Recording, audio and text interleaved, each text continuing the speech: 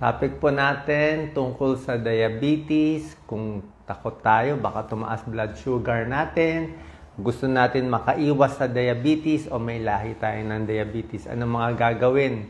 Meron tayo mamaya tuturo mga 10 bawal gawin para hindi tumaas ang blood sugar. Unang-una, dapat alam natin kung mataas ba yung sugar natin o hindi. So, magpapacheck tayo ng fasting blood sugar.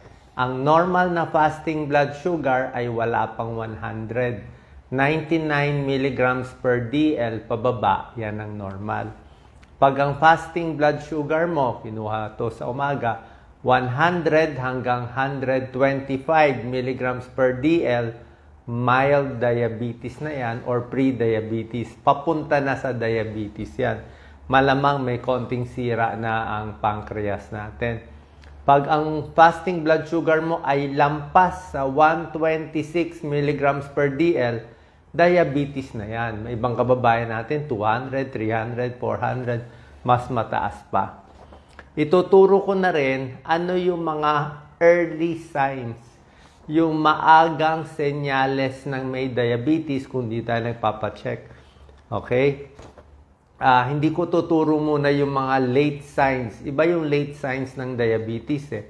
Yung mga late signs na matagal na may diabetes, yun ang komplikasyon. O sabihin ko na rin yung komplikasyon. Pwede ma-stroke pag matagal na yung diabetes, ma-kidney failure, mag-dialysis, pwede ma-heart attack, pwedeng erectile dysfunction, nagiging impotent, pwede nabubulag. Pero itong mga komplikasyon, matagal na yung diabetes, 5 years, 10 years na. Ang maganda dito, merong mga early signs, maaga pa lang malalaman na natin. So ano to? Number 1, pwedeng mas gutom. Mas gutom pakiramdam, mas pagod konti.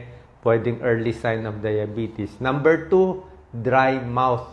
Laging tuyo ang bibig, parang laging kulang sa laway. Ibig sabihin, dehydrated, laging nauuhaw. Number 3, out of 10 early signs of diabetes, ihi ng ihi.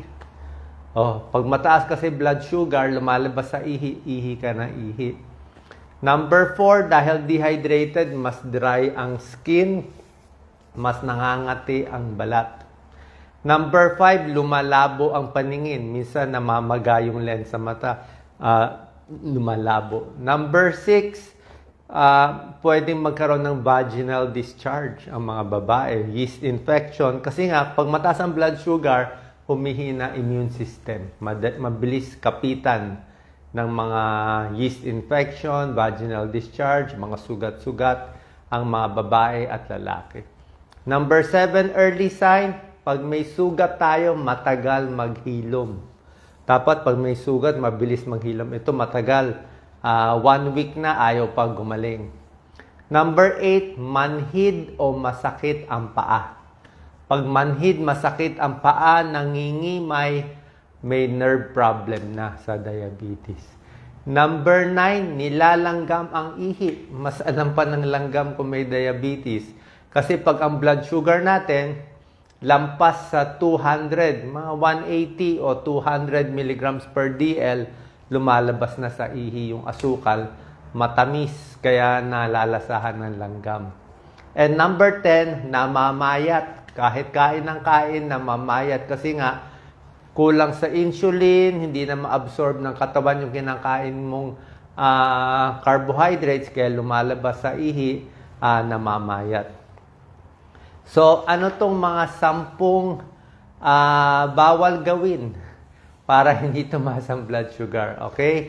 Number 1, syempre, gusto natin iwas sa matatamis. Simple lang naman talaga. Maraming diabetic na pasyente ko, hindi nila maintindihan na bawal ang matamis eh. Pag tatanungin ako, Doc, anong iinumin ko para bumaba ang diabetes ko? Para maging normal na at maging... Syempre, tubig lang ang sagot. Sabi niya, pwede ba mga juice? Juice matamis. Yung mga orange juice na sa lata, matamis yun eh, di ba? Okay, so soft drinks, hindi rin pwede. Iced tea, hindi rin pwede. Di ba? Lahat matatamis. Energy drinks, di ba? Kahit mga sports drinks, yung mga sports drinks, matamis rin yun. Ay mo, Doc, ano inumin ko? Tubig na lang. Okay? Paano yung mga diet soft drinks? Yung may artificial sweetener. Dati, minsan pinagbibigyan ng mga diabetic, pwede yung artificial sweetener. Pero lately, may bagong pag-aaral, hindi rin to maganda. Pag nasanay kayo sa mga artificial sweetener, yung utak natin, iniisip niya, kumakain ka ng matamis eh. So, naghahanap siya ng matamis. Naghahanap yung katawan mo ng matamis, pero wala naman palang glucose na pumapasok. Kaya nalilito yung katawan. Kaya maghahanap pa rin siya ng matamis. So, hindi rin maganda epekto. Pero kung wala talagang choice, paminsan-minsan, okay lang naman yung artificial sweetener, pagbigyan na natin. Pero pinakamaganda talaga, tubig lang. Sasabihin mo, Doc, pwede ba buko? Buko pwede naman, kaya lang may calories din ang buko. Isang basong buko, mga 55 calories. Kaya pag ininom mo yung sabaw ng buko, mga 2 baso yon, 110 calories. Pag kinain mo pa yung laman ng buko, 200, 250 calories. So, nakakataba rin yon. So, tubig talaga. Pag walang lasa, gusto mo black coffee, gusto mo tsaa na walang matamis. Kahit honey healthy, pero pag diabetic na, iwas na lang. Number 2, sa pagkain, ayusin. Alam naman natin, yung pagkain, di ba, yung mga fast foods, bawas tayo, di ba? Fried chicken, french fries, alam natin, bawal yan. Pero dito sa number 2, merong mga pagkain na hindi natin alam, nagpapataas ng blood sugar. Magugulat kayo dito. May mga gulay na nagpapataas ng blood sugar. Diba, gulay, isip natin maganda lahat. Kangkong, ampalaya, talbos, lahat nakakababa ng blood sugar. Okra, talong, maganda. Pero may 4 na gulay na nagpapataas ng blood sugar. Ano to? Patatas, potato. Kasi starchy vegetable siya. Nakakataas yan. So, pag kumain ka ng patatas, parang kanin na yan. Yan ang kanin mo. Corn, mais. Mais, pampataas din ng blood. Very healthy ang mais, pero pag dinamihan mo, parang carbohydrates, kanin na yan. Green peas. Green peas, starchy din yan. Squash, kalabasa, starchy din yan. So, patatas, squash, green peas, corn, hinay-hinay sa may diabetes. Kahit gulay pa siya. Okay? Sa prutas, hindi rin lahat ng prutas pwede. May mga prutas lang na allowed. Ano yung mga pwede? Mansanas pwede. Pears, maganda, pwede. Suha, konti, pwede. Orange, dalandan, pa konti-konti, pwede. Halos yun lang ang pwede. Ang mga prutas na nagpapataas ng blood sugar, mangga. Kahit green mango, nakakataas ng blood sugar. Pareho lang green mango o yellow mango. Kala ko nga green mango better. Pero pareho lang na nagpapataas ng blood sugar. Pakwan, mabilis magpataas. Pinya, mabilis magpataas. Grapes, mabilis magpataas. Basta overripe na yung matamis. Di ba? Minsan gusto natin sa prutas, yung pinakamatamis. Yung malapit na masira, malapit na mabulok. Yung overripe, mas nagpapataas ng blood sugar. Saging gitna, nasa gitna. Ang glycemic index ng saging, 55 So, pwede siguro 1-2 saging. Wag lang yung overripe na nangingitim-ngitim na saging. Sa diet, lulubusin ko na. Ang problema natin, kaya maraming diabetic sa atin, ay bukod sa only rice at only pandesal, tsaka yung pandesal natin sa Pilipinas, sobrang tamis. Yung ginagawang halo natin sa Pilipinas. Tingnan nyo yung mga bagel ng ibang bansa o yung mga French bread, di ba? Walang katamis-tamis ang lasa. Pero yung pandesal natin, high sugar na siya, carbohydrates pa. Bukod dito, ang problema sa atin, dami nating kakanin. Lahat ng kakanin natin, carbohydrates na, nilagyan mo pa ng asukal. Diba? Lahat ng suman, may arnibal, sapin-sapin, lahat, puto bongbong, lahat ng gusto natin. Bibingka, lahat yan. Lagyan mo pa ng butter. So, lahat siya pampataas ng blood sugar. So, iwas tayo sa ganito. Kung gusto niya nga merienda, di yung saging na lang. Okay? O mansanas na lang. O sago gulaman, grabe ang tamis. Favorite natin yan ng bata. So, yan ang number 2. Ingat sa mga pagkain. Number 3, dapat regular ang kain mo, mga 4 to 5 times a day, pero pa konti-konti. Ang pagkakamali ng marami sa atin, nagda-diet ko hindi magbe-breakfast, di ba? Diet ako, hindi ako mag-almusal. Pero sa tanghalian, kakain ng marami, sa gabi, mas marami pa. Dapat yung kain natin sa umaga, normal lang, tanghali. Sa gabi, dapat nga mas konti ang kakainin. Kung kaya mo gawin na nothing after 6, di ba?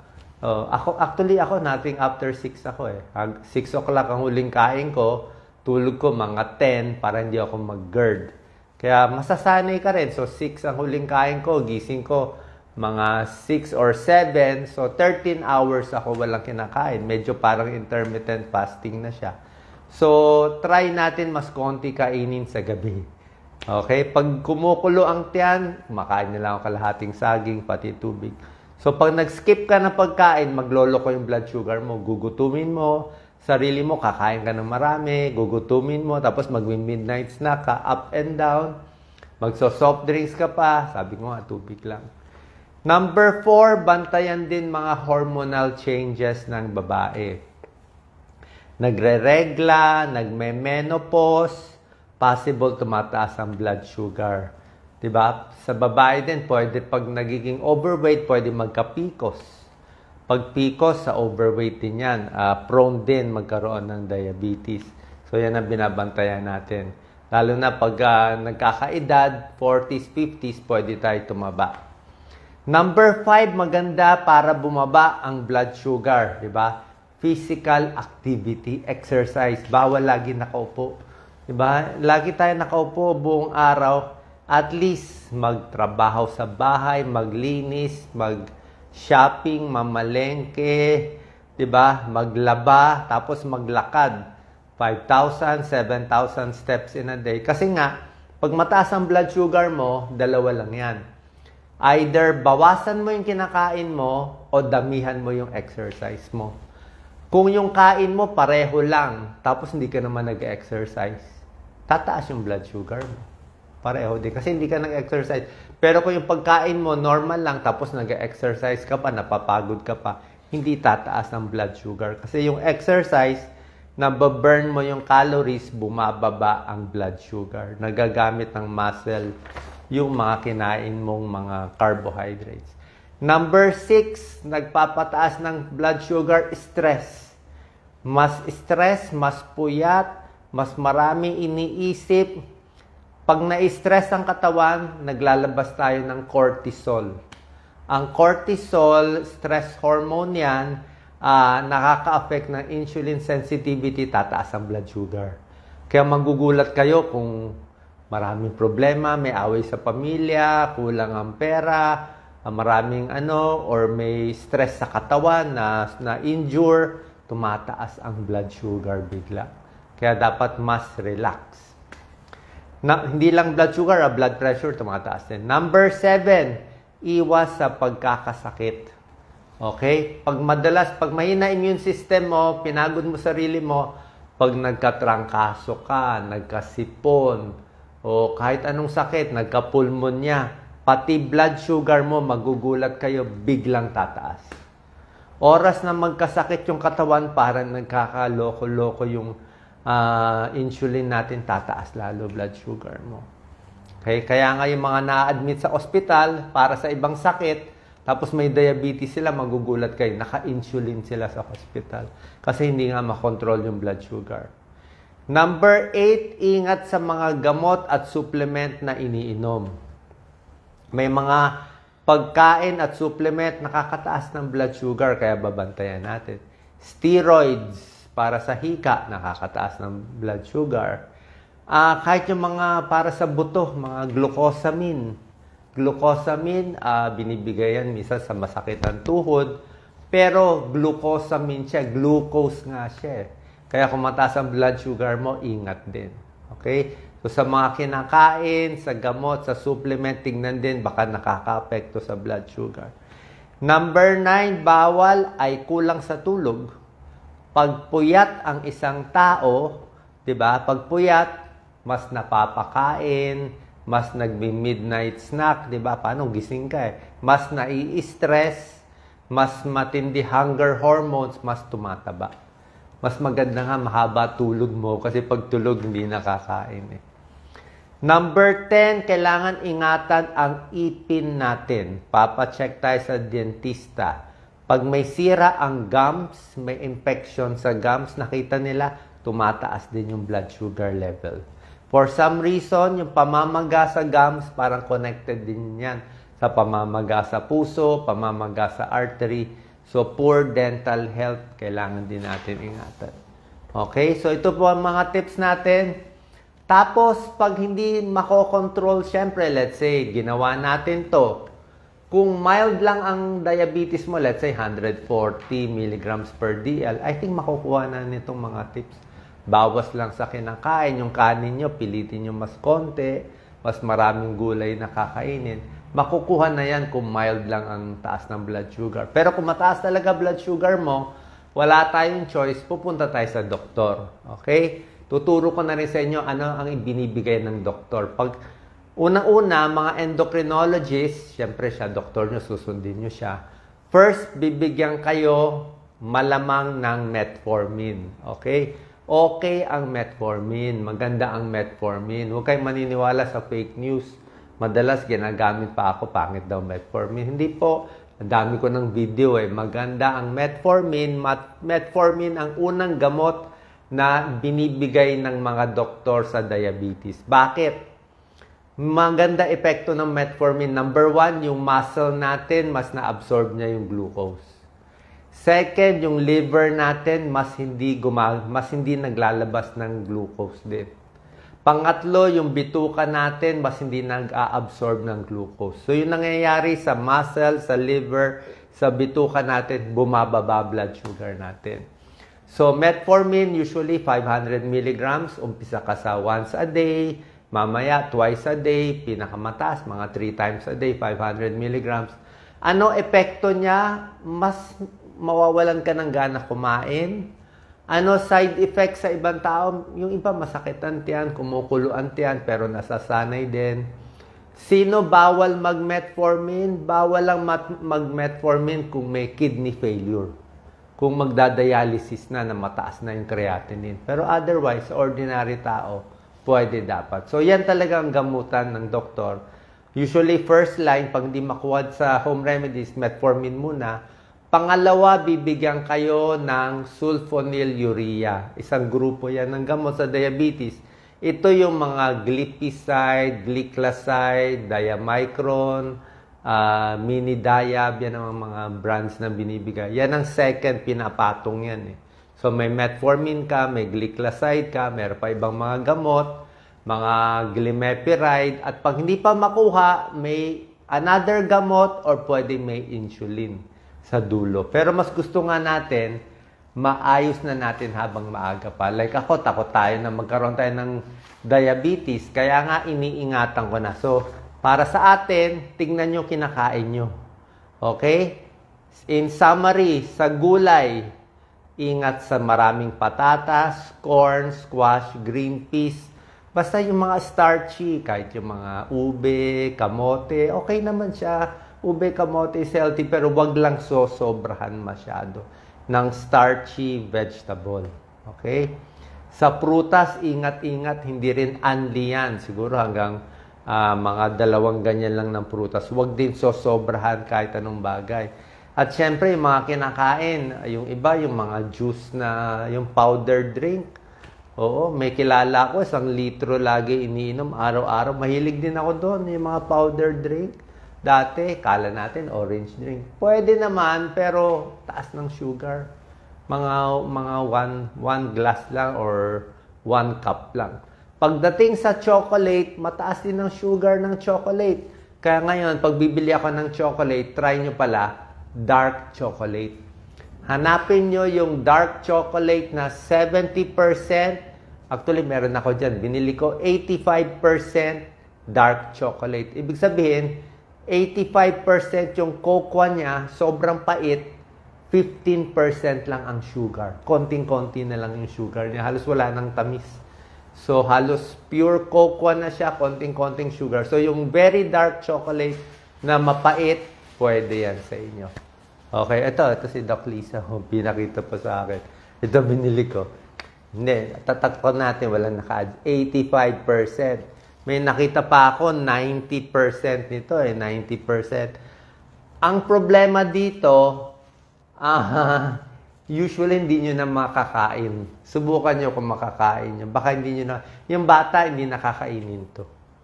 Hindi na niya kakainin to. Kasi yung pait niya talagang, parang cocoa na talaga. Mapait na mapait. Sanayan nga Sanayan. So, mapait siya. Pero to healthy siya.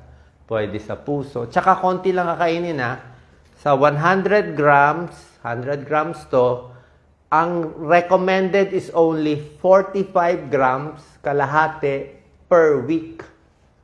Kalahati lang nito. Kalahati lang nito per week. So, isang araw, isang maliit ka lang. Monday, Tuesday. Ganun lang kaliit. 2 butil lang. Para ka lang maliit na tableta. Ganun lang karami ang pwede. So, try nyo 85%. Maganda siya. Ang baba na ng sugar niya. The sugar is very, very low sa 85. Kaya lang, iba na yung lasa. Mapakla at mapait. Halos yung mga milk chocolate na favorite nyo o yung mga white chocolate, yan, pampataba, pampalaki ng bilbil. Okay, so sana pa nakatulong tong tips natin para makaiwas sa diabetes kasi marami siyang komplikasyon. Salamat po.